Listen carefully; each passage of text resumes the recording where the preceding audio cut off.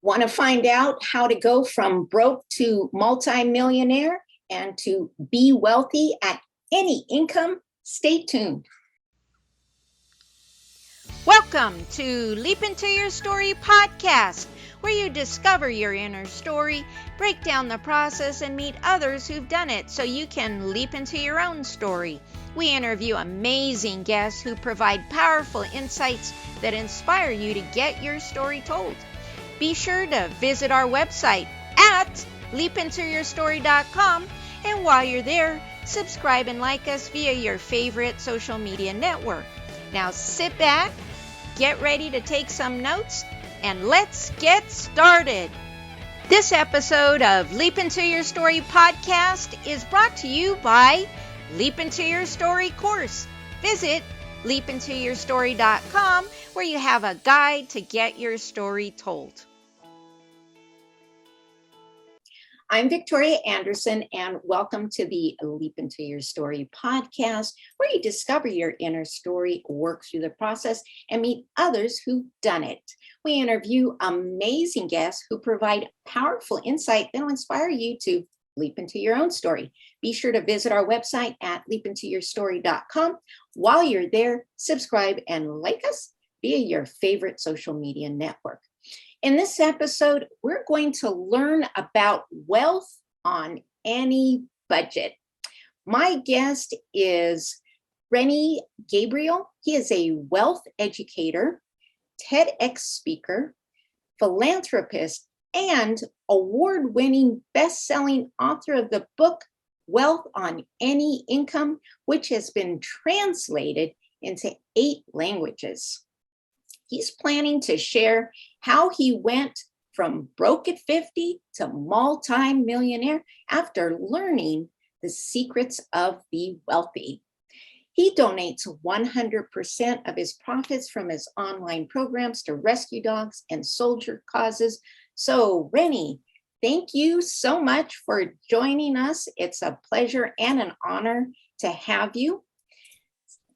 No, thank you. Thank you, Victoria. And it's funny, you gave the name of your podcast so quickly. If I didn't know it was Leap to Your Story, I wouldn't know. That's it. Well, I'm all about stories. And, my passion is getting stories into books. So before we dive into some questions about your subject matter, let's leap into your story and find out what prompted you to write your book. Sure. The expression, we teach what we most want to learn. Well, I struggled with money all my life. I never felt until in my 40s that I had learned the foundations of handling money effectively at all. Hadn't learned budgeting skills, spending plans, or any of the rest. And the most frightening part about that was I was certified as a financial planner, and it wasn't in my coursework. So I searched and searched and searched, found it, it worked. And then because, like I said, I struggled with money almost all my life, and I'd been doing workshops for 10 years, supporting other people to learn this information. And I said, you know what? The same questions come up over and over again. I'm just going to put everything in a book, and then people will leave me alone and I won't have to talk to them directly. And, that's the best idea. I'll put it all into a book and people will leave me alone. Tells you how little I knew at the time.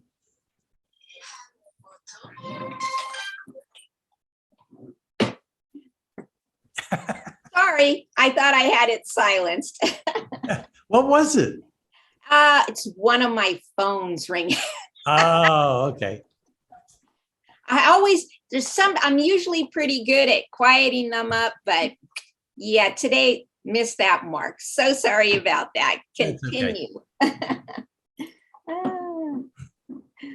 So anyway, so I wrote the book so people would leave me alone. And obviously I didn't understand the way it works when you write a book and become an author. Wow. Yeah. That's how it goes. Now we have sirens going by. I don't know if you can hear them. No, cannot hear them. No. Okay, good to know, because they were pretty loud. Oh, but let me ask you this. I have a fan going and I want to be sure that that's not being picked up on my end. No, I can't hear that. So Okay, we're perfect. good. That's okay. These things happen.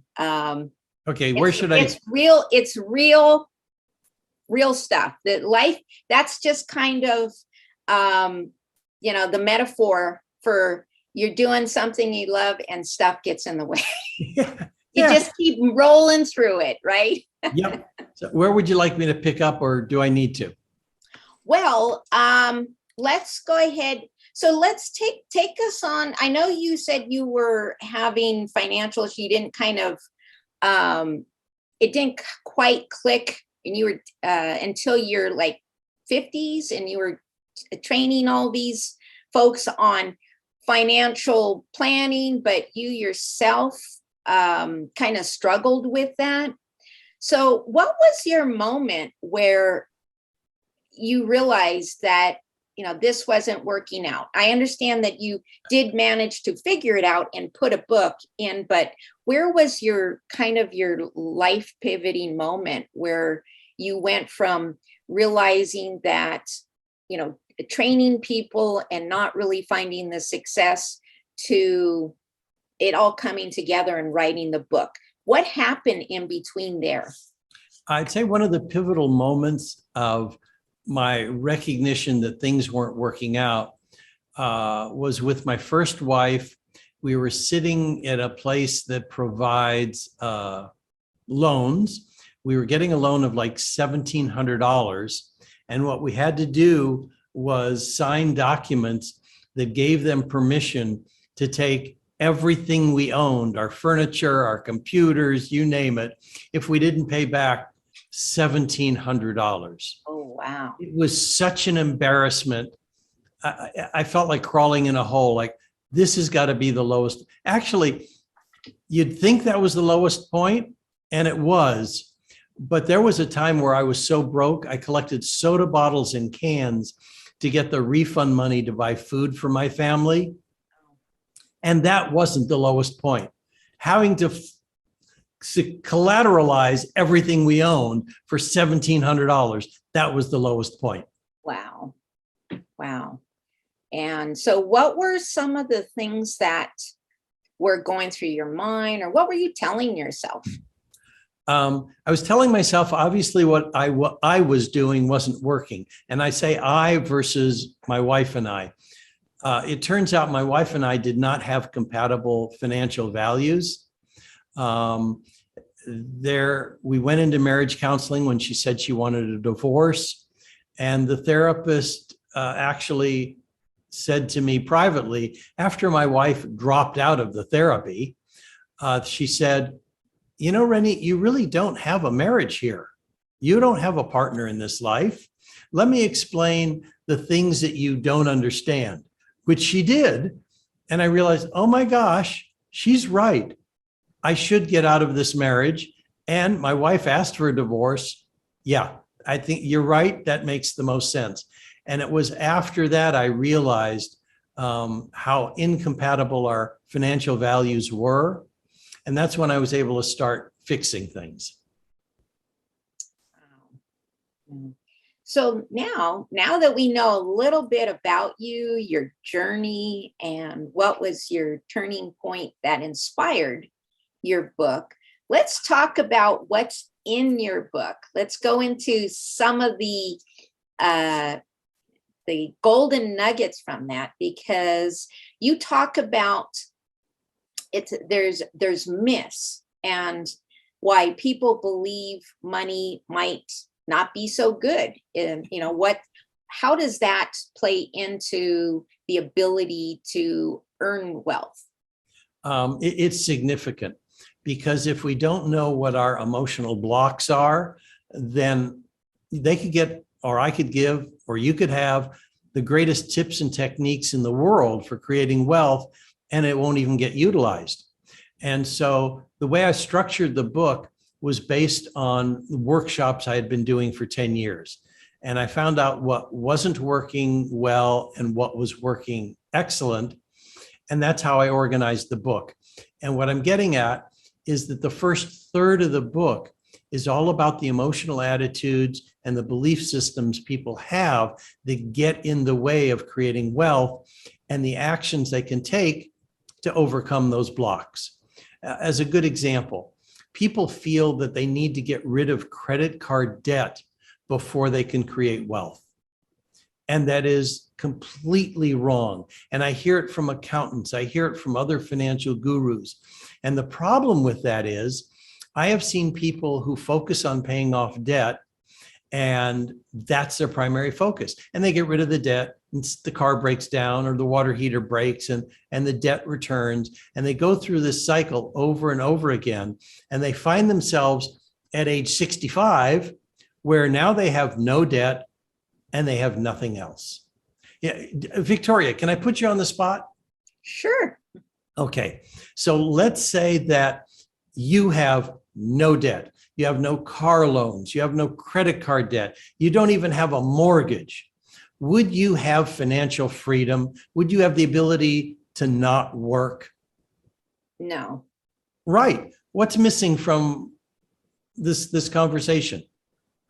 Well, even though you don't have debt, there's always going to be expenses. And like you said, some fixed expenses, like utilities and food, but also you're, like you mentioned it, those really big unexpected ones that, you know, maybe it's not even smart to pay those off over cash. Because I will tell you, I'm one of those people who was used to paying off my card and then something would happen. So you're kind of speaking to me.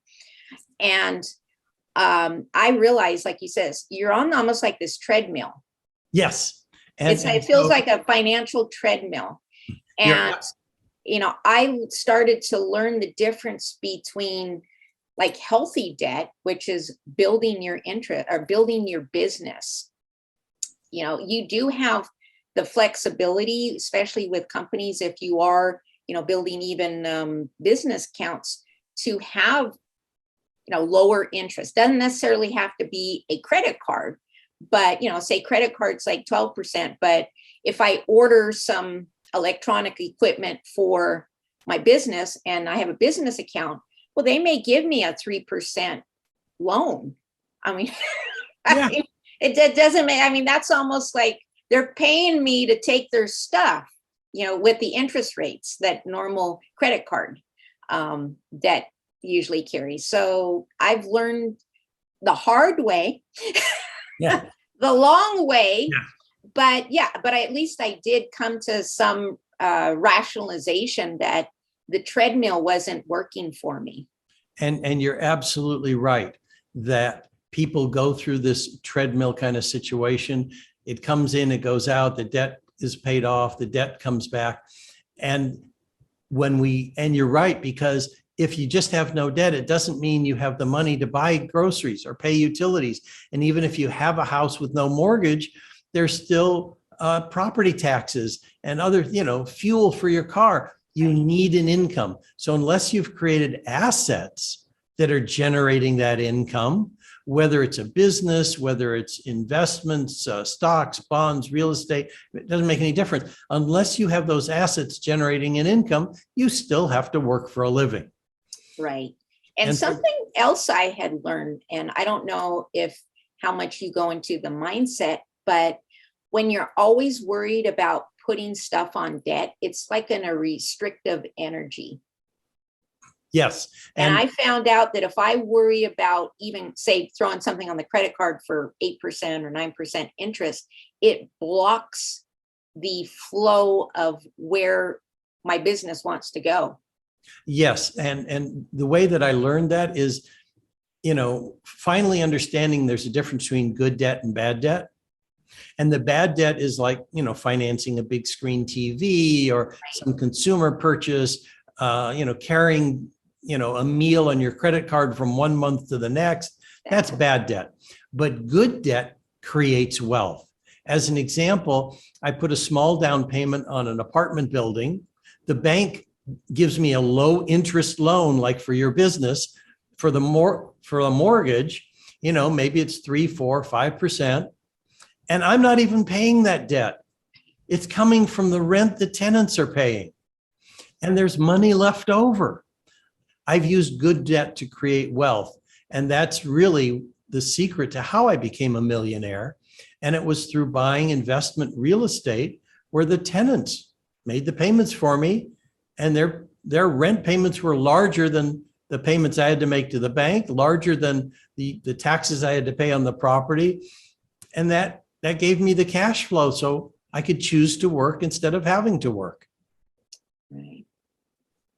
So, getting back to what's in the book, the first third of it is the emotional stuff that's in the way that people need to overcome. And then the latter 2/3 are the tips and techniques. And one of the things I keyed on was when you said, the restriction you feel. Right. And so one of the things I don't talk about is a budget. Because when you talk about budget, it's like talking about a diet. What are the first 3 letters of the word diet? Die. Yeah, not too enrolling. And so rather than talking about a budget where people feel restriction and lack and sacrifice and deprivation, I talk about a spending plan instead.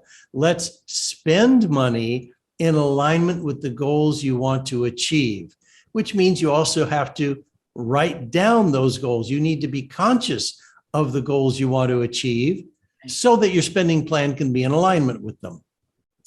Yeah, I think that's important. I'll be guilty. I haven't done that in a while because I'm a multi-stream income gal, and I've been pulled in many directions, but that is part of my July goal, is to get back on track, because I realized something. I can't remember who was preaching this, but it was really good.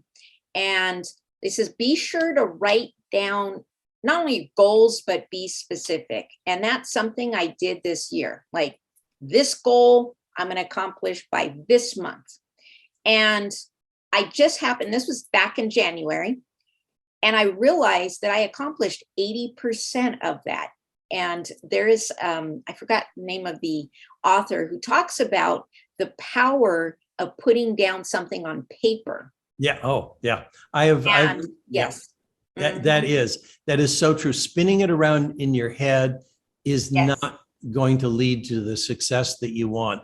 When you put it down on paper, you're transferring it from your head into the reality of the world.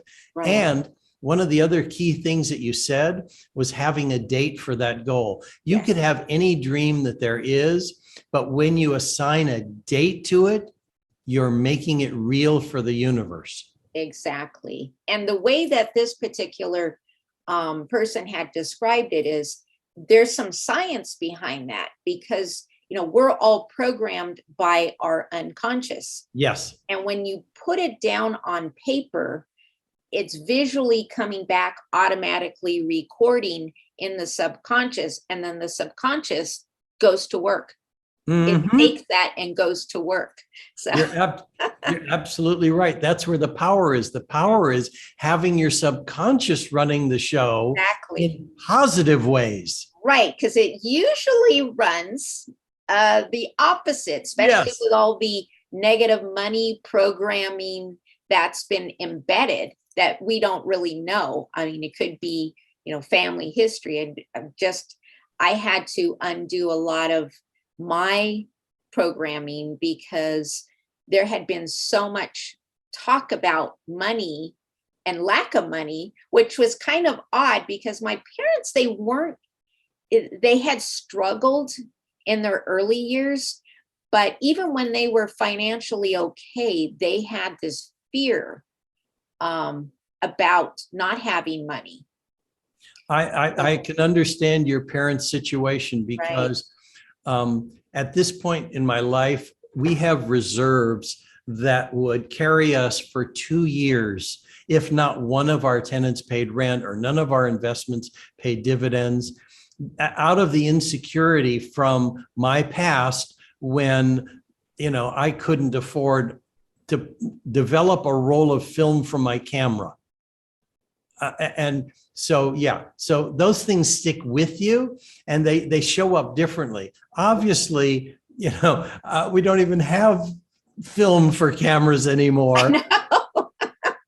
But I still want to make sure I have enough money to do absolutely anything if everything goes wrong. And the best example, what ended up reinforcing that concern and having those reserves, was the pandemic. Right.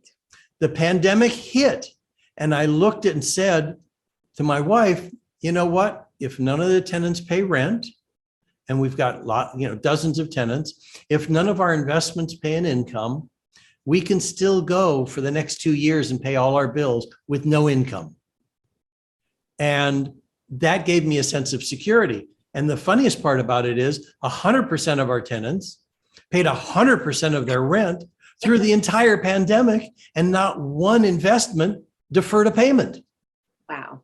So, so it's a mismatch between my programming and my fears and the reality. But I'm okay with it.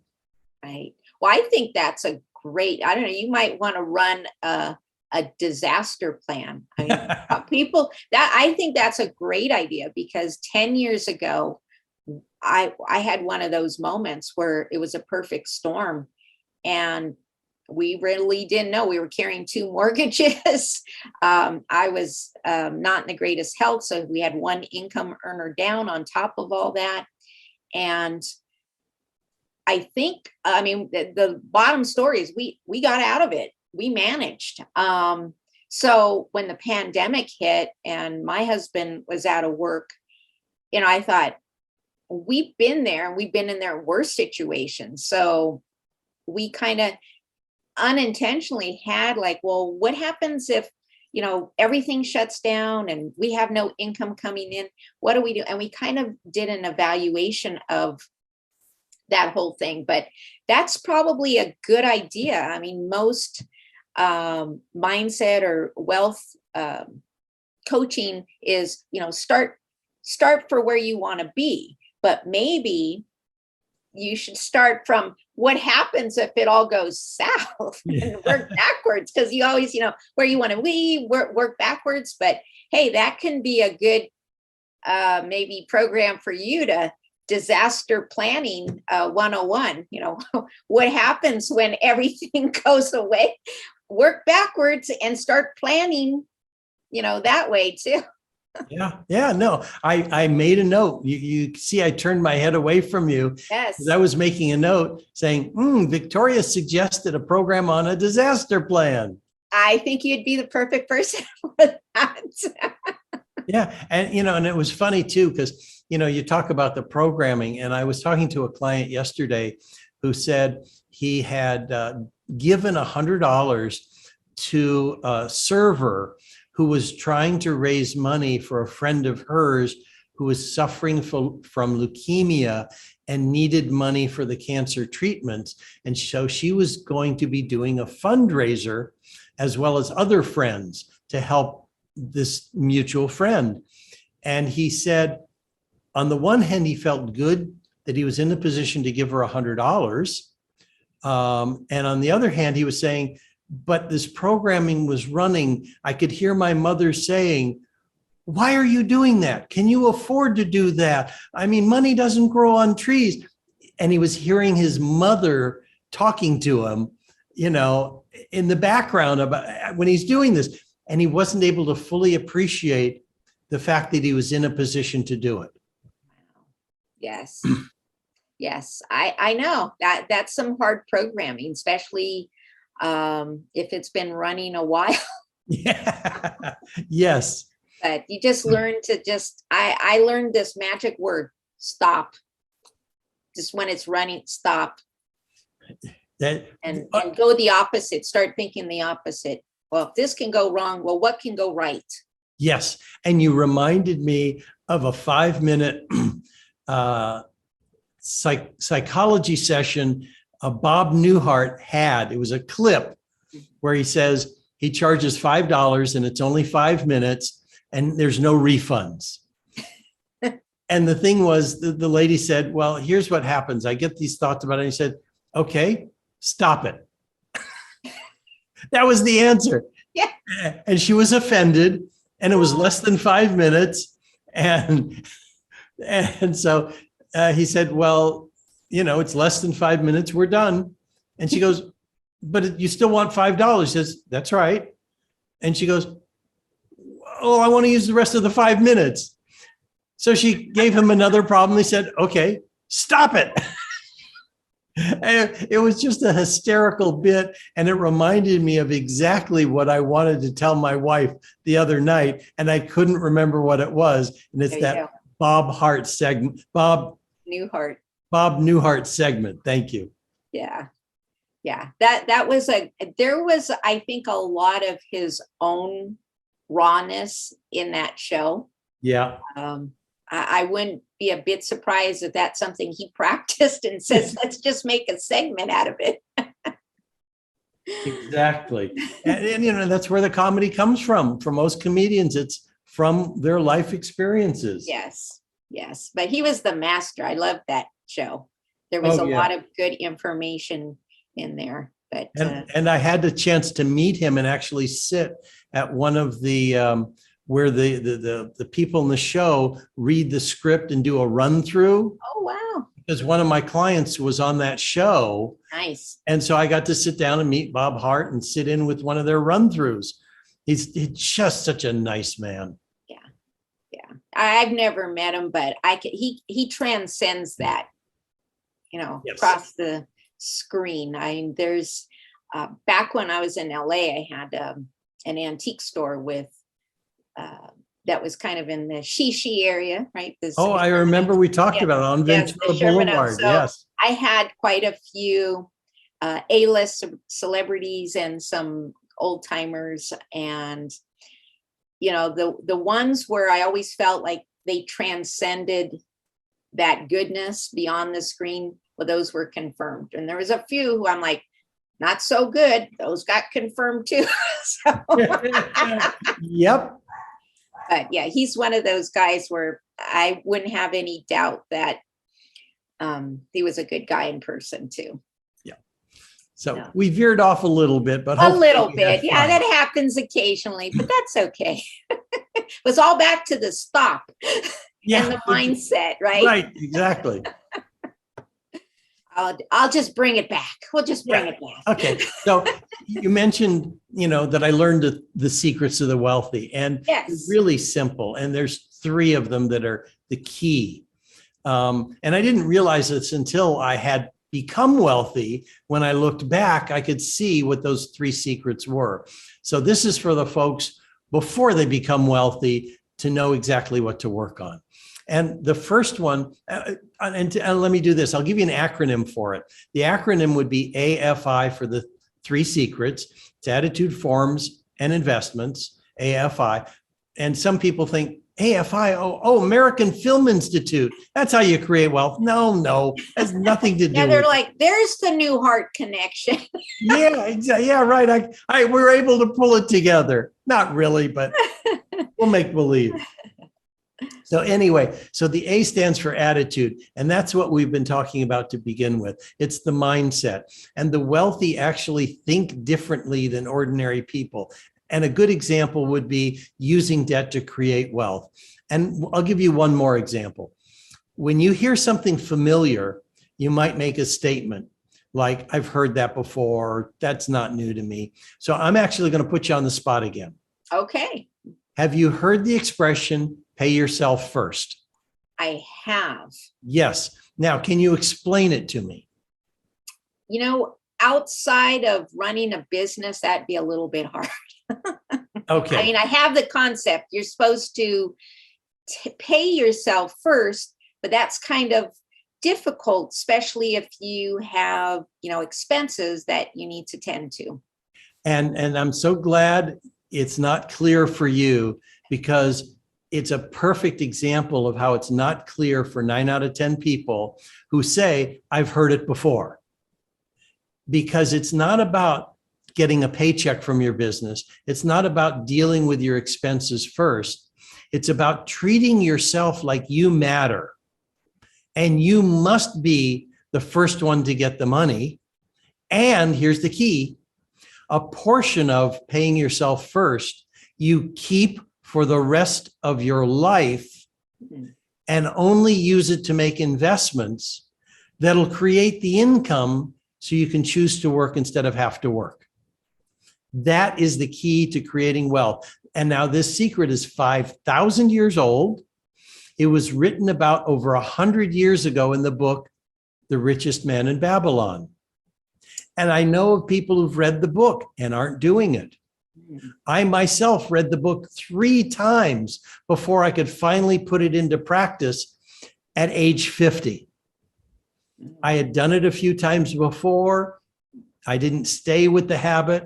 But when I'm age 50 and broke and looking at the possibility that 15 years down the line, I could be eating cat food instead of tuna, I realized I've got to put it together now. This is the time where I can't give up on it and really have to do it. Now, at this time, by the way, I'm only earning $5,000 a month. I'm not earning a lot of money, but I set aside $500 a month, regardless of what the expenses were. And I couldn't pay all my expenses in full, but I put away that $500 a month. And in 3 years, this is pathetic, but in 3 years, I'm age 53 and I've saved up a whopping $18,000. I'm a 53-year-old married man with a total of $18,000 to my name. Wow. But my third wife had a realtor that she was working with, and he found this little 3-unit building that he suggested I buy. Well, $18,000 is not enough of a down payment for rental real estate in Los Angeles. And I don't care when it was. So my wife said, well, I'll add $18,000. Wow. And the realtor said, this is such a good deal, I'll contribute $36,000. Wow. And so the 3 of us purchased that triplex. And the key to this is that I created the expression wealth creation is a team sport, not a solo sport. I didn't build this multi-million-dollar real estate portfolio by myself. I did it with my wife and the realtor. And in 5 years, we went from that 3-unit purchase to 50 units we owned and managed. Wow. Because we did it as a team. And I used the other concept we spoke about. I borrowed money to make down payments on more apartment buildings with my wife and the realtor. Wow. So in the 5 years from age 53 to 58, I went from nearly broke because, well, I had $18,000 at age 53 to multi-millions. Now that would have been enough for cat food, maybe, but not for.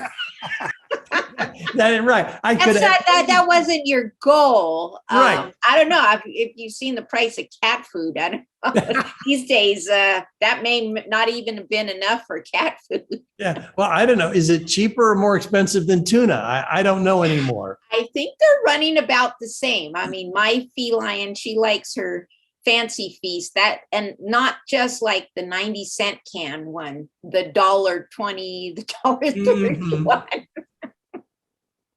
So, Okay. I mean, I don't know. I think that they're running about neck and neck now between tuna and cat food. Okay. Well, then, maybe I should be buying salmon or something. Salmon, yes. Maybe I should change my analogy. But the reality is I was coming from near desperation at age 50. Right. Just projecting 15 years down the road, where am I going to be if I don't get my act together? And I guess that's another thing that's important, is to understand it's never too late. Right. And I've got a client who at 65 got divorced and was $250,000 in debt after his divorce, and now has a couple $1 million net worth. Wow. So again, doesn't matter if you're 50, 55, 60, 65, or even 70, it's never too late. good to know. Okay, So so paying attitude. yourself, yeah. So So we paying covered yourself, A for yes, attitude. is Okay. in essence that any money coming in, you should take a part of that and only set aside for investing regardless of what your expenses are. That's correct. And something else I learned, that I thought if I just earned more money, I would handle the shortfalls in my expenses. And I was wrong. The key is to focus on reducing expenses first and then growing income second. Because I was earning like 13,000 a year. I was short 200 a month. By the time I was earning over 100,000 a year, I was short 2,000 a month. Earning more money was not the key until I learned how to handle the expenses first. And when I did that, I eliminated that 24,000 a year of shortfall, and my income jumped by 50,000. So, another attitude of the wealthy is focus on the expenses first and grow income second. That's a good tip. So now we can move on to the second one, F, Yes. for forms. And what I'm getting at is, you and I might know how to fill out a balance sheet and list our assets and expenses, our assets and our liabilities. But what a wealthy person does is they look at those items differently. And a lot of people, including your CPA, might tell you your house is an asset, and it's not. And the reason it's not an asset is it doesn't generate an income. It sucks up expenses. You've got property taxes, you've got maintenance and repairs, you've got utilities. And unless you're using it for Airbnb, it isn't generating an income. And so what I'm getting at is a wealthy person understands that. The real estate that is an asset is the real estate they rent out. It's not the real estate they live in. So they look at a balance sheet differently. And when it comes to the debts, again, are they good debts or are they bad debts? The fact I've got or had, I don't have millions of dollars in mortgages anymore because a lot of this stuff has been reduced. But the point is, when they look at the balance sheet and they see mortgage debt, they're not concerned about it because the fact that it's a debt, it helped create their wealth. So they look at these forms differently. And I spoke earlier about the difference between a budget and a spending plan. Again, they look at that differently. Is money flowing out in areas that are going to add to their wealth, or is money flowing out in areas that just is a part of living? So the forms are looked at differently. And the last item, I, the investments, a lot of people think the only investments available are stocks, bonds, or mutual funds. And that's not true. The wealthy are not limited to those three things. They have apartment buildings or office buildings. They have oil and gas investments. They might have a board and care facility. They're investing in their own business. They may be financing equipment leasing. I could go through so much stuff, except I'm old and I can't remember it all. There's student housing. There's self-storage facility. There are so many areas to invest in that are not limited to stocks, bonds, and mutual funds. And so there's limited partnerships, there's syndications, more stuff comes to me as I give my mind the chance to think. And that's the key. No one is limited to stocks, bonds, and mutual funds to create wealth.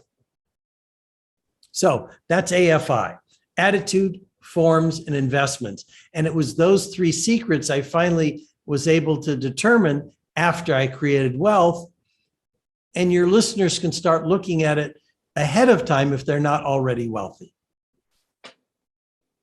Nice. Well, that is some really good information on that.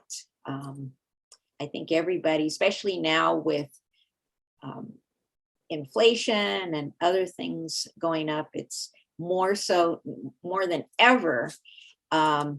is to get serious about building wealth. And it sounds like, being that this was based on a book in Babylon, really doesn't matter about the economic situation at some point, because if this is sound going back to Babylon, these principles still work.